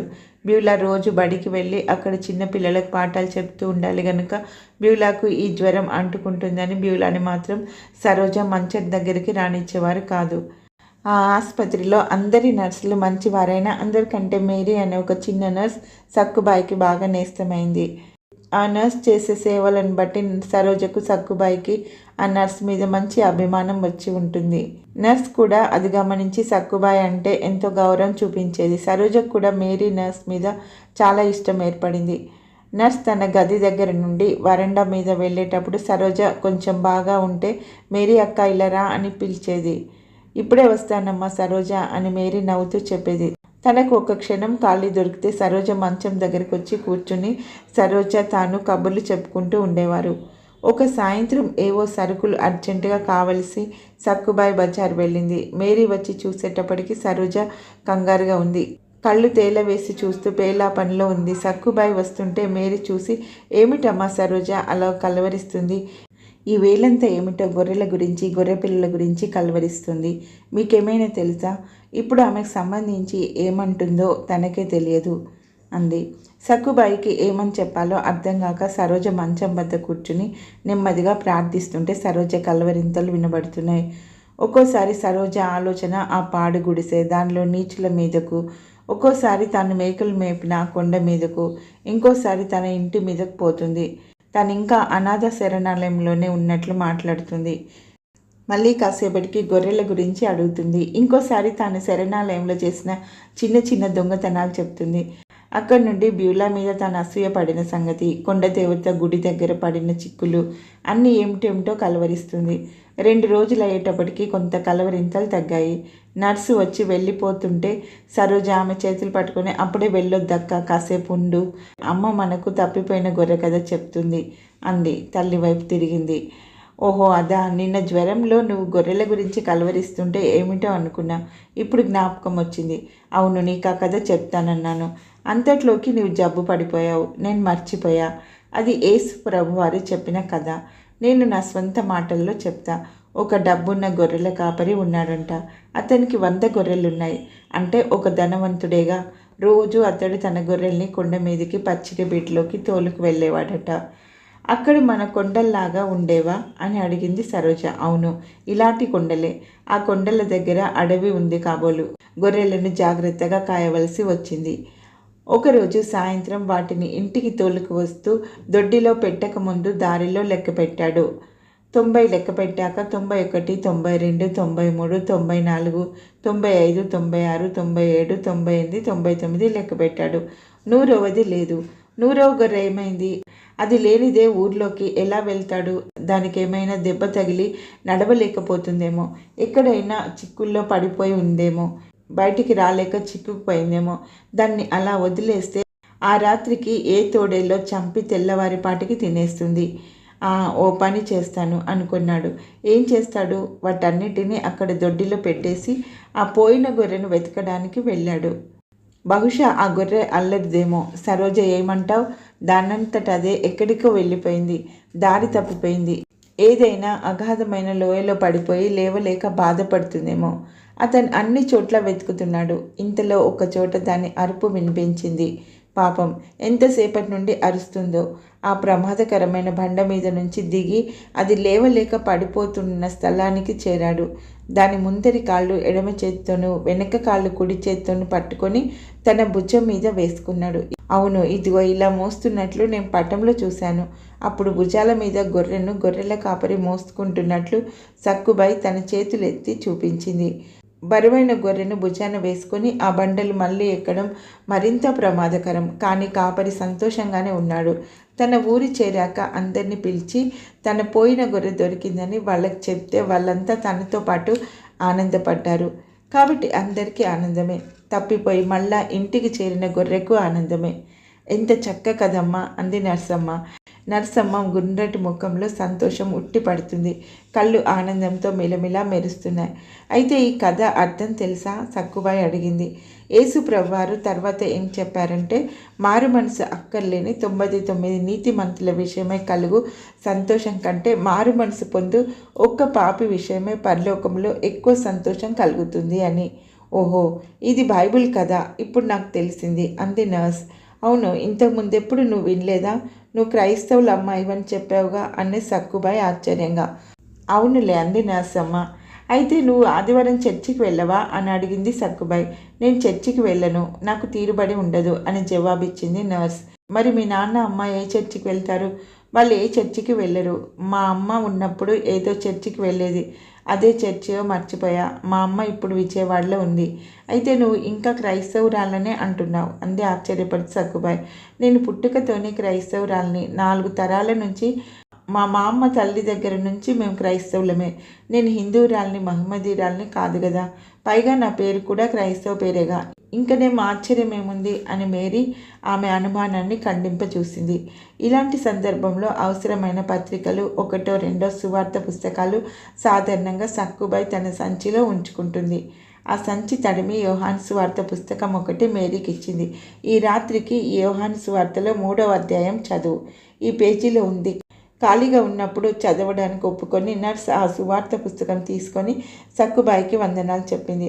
మరి నేను వెళ్ళి రానా? సరోజ చక్కగా నిద్రపోతుంది చూసారా అని నర్స్ మేరీ వెళ్ళిపోయింది. అవును, అలా నిద్రపోవడం మంచిదే, వెళ్ళిరా అమ్మా అంది సక్కుబాయి. ఆవలెల్లుండి నువ్వు ఇంటికి వెళ్ళిపోవచ్చు అని చెప్పింది నర్స్ మేరీ. బాగానే ఉంది, కానీ మిమ్మల్ని మళ్ళీ చూచే అవకాశం ఉండదు. మీరు మళ్ళీ కనబడరు కదా అక్క. అప్పుడప్పుడు మమ్మల్ని చూడ్డానికి మా ఇంటికి వస్తారా అని వేడుకుంది సరోజ. అవును, తప్పకుండా ఈ వారంలో మీ సెలవు రోజున వచ్చి మీరు మమ్మల్ని దర్శించాలి అని సక్కుబాయి. తప్పకుండా వస్తానని నర్స్ వాగ్దానం చేసింది. నిజంగా వస్తూ ఉంటుందని కూడా మాటల్లో తెలుస్తూనే ఉంది. మీరిచ్చిన ఆ సువార్త పుస్తకంలో ఎంత చక్కటి మాటలున్నాయి. ఆ పుస్తకం అంతా చదివేస్తున్నాను ఇప్పుడు. నేను మీ ఇంటికి వచ్చినప్పుడు అందులో నాకు అర్థం కాని కొన్ని విషయాలు మీరు నాకు అర్థం చెప్పాలి, చెప్తారుగా అంది నర్స్. అలాగేనని దైవ గ్రంథంలోని ఈ మొదటి ఉపదేశం మేరీ హృదయాన్ని కొంత కదిలించినందుకు సక్కుబాయి ప్రభువుకు మనసులో వందనాలు సమర్పించింది. అన్నమాట ప్రకారం ఆ నర్స్ తన గృహానికి వస్తే మేరీ హృదయంలో ఇంకా కొంత మార్పు రావచ్చు. సరోజకు ఆ రోజు ఆసుపత్రి నుండి సెలవిచ్చేశారు. ఇల్లంతా కలకలలాడుతూ ఉంది. ఆమె బాగుపడి ఆసుపత్రి నుండి సుఖంగా వచ్చిందన్న వార్త విని ఇరుగు పొరుగు స్నేహితులు గుంపులు గుంపులుగా ఆమెను చూడ్డానికి వచ్చారు. ఇల్లంతా కిటకిలలాడుతూ ఉంది. సక్కుబాయి కాఫీకి పెద్ద డేక్షా పెట్టి బ్యూలాను మిఠాయిలు బూందీ తెమ్మని బజారు పంపించింది. కాఫీ పలహారాలు తయారవుతున్నాయి. ఈ లోపుగా శామ్యుల్ బైబిల్ తెరిచాడు. నేనొక బైబిల్ కథ సరోజ కోసం చదువుతాను. బహుశా మీకు కూడా వినాలని కుతూహలంగా ఉండొచ్చు. ఇది ఇంట్లో ఒక వస్తువు పోగొట్టుకున్న ఒక స్త్రీ కథ. లూకాసు వార్త 15వ అధ్యాయంలోనున్న కథల్లో 2 మన సరోజకు తెలుసు. ఇప్పుడు ఇది 3వ కథ. ఏ స్త్రీకైనా 10 వెండి నాణాలుంటే వాటిలో ఒక నాణం పోగొట్టుకుంటే ఆమె దీపం వెలిగించి ఇల్లు ఊడ్చి అది దొరికే వరకు జాగ్రత్తగా వెతుకుతుంది కదా. ఇక్కడ ఒక స్త్రీ ఉంది. బహుశా చాలా పేద స్త్రీ అయి ఉంటుంది. ఉన్న 10 వెండి నాణాల్లో ఒక నాణం పోతే ఎంతో బాధ. ప్రతి చోట వెతుకుతుంది. గచ్చు మీద, చాప క్రింద, మూలల్లోనూ వెతుకుతుంది. చీపిరి పుచ్చుకొని ఇల్లంతా ఊడుస్తూ వెతుకుతుంది. చివరకు ఆ నాణం దొరికింది. ఆమె ఎంతో సంబరపడింది. ఇక్కడ స్నేహితులారా, మిమ్మల్ని గురించి కూడా కొంత ఉంది. మమ్మల్ని గురించా? 2-3 ఆశ్చర్యంగా ప్రశ్నించారు. నా గురించా అంది మేరీ. శామ్యుల్ చదివేటప్పుడే నెమ్మదిగా వచ్చి కూర్చుంది నర్సమ్మాయి. అవును వినండి. అది దొరికినప్పుడు తన చెలికత్తెలను పొరుగువారిని పిలిచి, నాతో కూడా సంతోషించుడి, నేను పోగొట్టుకున్న నాణెం దొరికిందని వారితో చెప్తుంది గదా! అలాగే మారుమనసు పొందు ఒక పాపి విషయం దేవుని దూతల ఎదుట సంతోషం కలుగుతుంది. దేవుడు తన పరిశుద్ధాత్మ ద్వారా పాపులు తన దగ్గరకు తిరిగి రావాలని వెతుకుతున్నాడు. పాపులను పాపాల నుండి రక్షించి వారు క్షమించబడినట్లు తెలపడానికి శిలువ మీద చనిపోవడానికి దేవుడు యేసుక్రీస్తు ప్రభువును భూమి మీదికి పంపించాడు. ఆయన నమ్మే వారందరికీ శిక్ష తప్పించి నిత్య జీవాన్ని అనుగ్రహిస్తానని ఆయన వాగ్దానం చేశాడు. అంటే మళ్ళీ ఈ బాధలు గల భూమి మీద పునర్జన్మ పొందడం కాదు, కానీ ఇంతకంటే మంచి దివ్య రాజ్యంలో నిత్యం ఆయనతో హాయిగా ఉండడమే. మనం అంతా ఆయనకు దగ్గరగా రావాలని యేసు ప్రభు కోరిక. మనం అయోగ్యులమైన మనం ఆయనకు వెండి నాణ్యంలాగా విలువైన వాళ్ళం. అందుచేత ఆయన మనల్ని విడిపించడానికి మరణమయ్యాడు. ఆ స్త్రీ వెండి నాణెం గురించి, ఆ కాపరి గొర్రెల గురించి, ఆ తండ్రి తప్పిపోయిన కుమారుని గురించి వెతుకుచున్నట్టే సరోజ వైపు తిరిగి, సరోజ, ఆయన మన గురించి వెతుకుతున్నాడు. అందరి వైపు తిరిగి, మీరెవరైనా ఈ కథ మళ్ళా చదవాలనుకుంటే మా దగ్గర కొన్ని స్వార్థ పుస్తకాల ప్రతులు ఉన్నాయి, మీరు పుచ్చుకొని చదవచ్చు. మీరంతా యేసుక్రీస్తు ప్రభు రక్షకుడని తెలుసుకోవాలని మేము ప్రార్థిస్తున్నాము. మరి మేము ఒక కీర్తన పాడతాం, మీకు ఇష్టమైతే పాడండి అని చాలామంది కోరారు. తన ఫిడేలు శృతి చేస్తూ ఉన్న పాటన వచ్చుచున్నాను అనే కీర్తన 2 వరుసలు వాయించారు. సక్కుబాయి బ్యూలా గదిలో నుంచి కమ్మగా పాడుతుంటే ఇంకా ఆ కీర్తన వచ్చిన వాళ్ళు కలిసి పాడారు. తర్వాత శామ్యుయల్ రండి రండి యేసుని యుద్ధకు రమ్మనుచున్నాడు అనే కీర్తన వాయించాడు. సక్కుబాయి బ్యూలాతో పాటు మిగతా వచ్చిన వాళ్ళు కలిసి పాడారు. కీర్తన అయిపోయేటప్పటికి ఒక చిన్న కుర్రాడు, అదిగో సరోజ ఏడుస్తుంది అని సరోజను చూపించి కేక వేశాడు. ఏం సరోజ, ఎందుకు ఏడుస్తున్నావు అని 2-3 అడిగారు. నేను యేసు ప్రభు దగ్గరికి వస్తాను, కొండ మీద ఉన్న గుడిలో అనుకున్నా, కానీ ఎలా రావాలో తెలియడం లేదు అంది సరోజ వెక్కి పడుతూ. కీర్తనలో చెప్పినట్లే రా. సరోజ, నువ్వు పాపివని ఒప్పుకుంటున్నావా అని తండ్రి నెమ్మదిగా అడిగాడు. అలాగే నాన్న. యేసువారు పాపులను రక్షించడానికే మరణమయ్యాడని నమ్ముతున్నావా? అవును నాన్న. నీ పాపాల గురించి ఆయన ఆ శిలువ మీద మరణమయ్యారని నమ్ముతున్నావా? అవును నాన్న, నేను ఇప్పుడు నమ్ముతున్నా, ఈ వేళ నుంచి నమ్ముతున్నా. మరి నేను చేసిన పాపాలు క్షమిస్తాడా? తప్పకుండానమ్మా. యోహాను 1 పత్రికలో మనం మన పాపాలను ఒప్పుకుంటే ఆయన నమ్మదగినవాడు, నీతిమంతుడు గనుక ఆయన మన పాపాలను క్షమించి సమస్త దుర్నీతి నుండి మనల్ని పవిత్రులుగా చేస్తాడు. తప్పిపోయిన కుమారుడు ఇంటికి తిరిగి వచ్చిన తర్వాత సుఖంగా ఉన్నాడు. తప్పిపోయిన గొర్రె దొరికిన తర్వాత క్షేమంగా ఉంది.